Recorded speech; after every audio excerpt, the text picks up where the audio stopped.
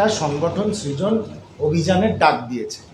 সংগঠন সৃজন অভিযানে কেন্দ্রীয় পর্যবেক্ষকরা জেলাওয়ারি বিভিন্ন মিটিং করবেন জেলা নেতৃত্বের সঙ্গে এবং ব্লক নেতৃত্বের সঙ্গে।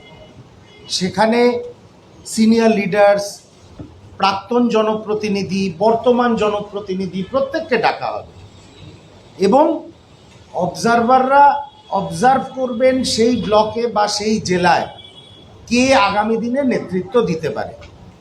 নতুন মুখের খোঁজে এবং বর্তমান মুখ যদি খুব বলিষ্ঠ হয় তাকে আরও সাংগঠনিকভাবে শক্তিশালী করার ডাক দিচ্ছেন অল ইন্ডিয়া কংগ্রেস কমিটি।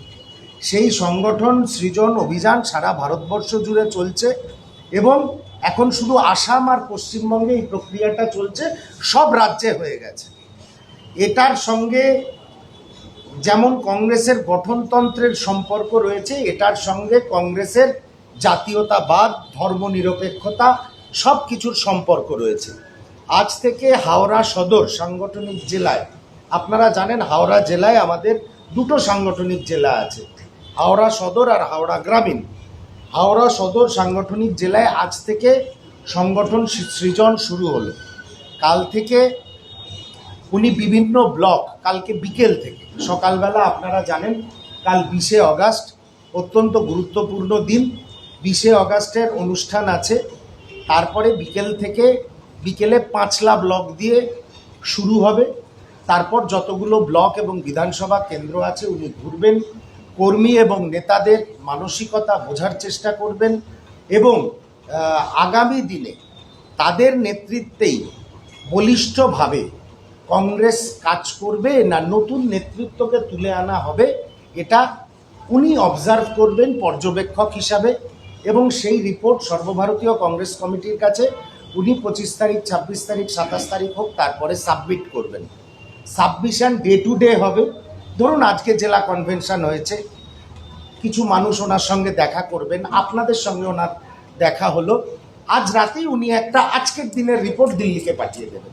আমি ওনার অ্যাক্টিভিটিটাও আপনাদের বুঝিয়ে বলছি, পাঠিয়ে দেবে। এবার কালকে 5লা যাবে, পরশু হাওড়ার অন্য সকালে একটা, বিকেলে একটা, বিভিন্ন ব্লক ভিজিট করবেন এবং দিনের দিন রিপোর্ট এআইসিসির কাছে যেতে থাকবে। তারপরে উনি যখন সাম আপ করবেন ওনার ভিজিটটা, উনি র্যাপ আপ করবেন যখন দিল্লি থেকে জেলা নেতৃত্ব, যদি দিল্লি মনে করে জেলা নেতৃত্বে কোনো বদল আনবেন বা একই জেলা নেতৃত্বকে রেখে দেওয়া হবে, সবটাই ওনার রিপোর্টের ওপরে নির্ভর করবে।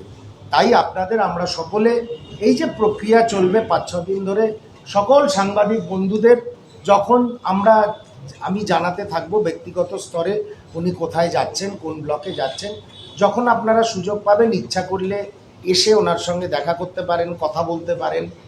কংগ্রেসের সংগঠনকে শক্তিশালী করা হাওড়া সহ পশ্চিমবঙ্গের সব জেলায়, এটা কংগ্রেসের প্রাথমিকতা এবং সর্বভারতীয় কংগ্রেস সেই পথেই আগামী দিনে এগোবে যে সংগঠনকে একদম গ্রাসরুট লেভেল থেকে মজবুত করতে হবে।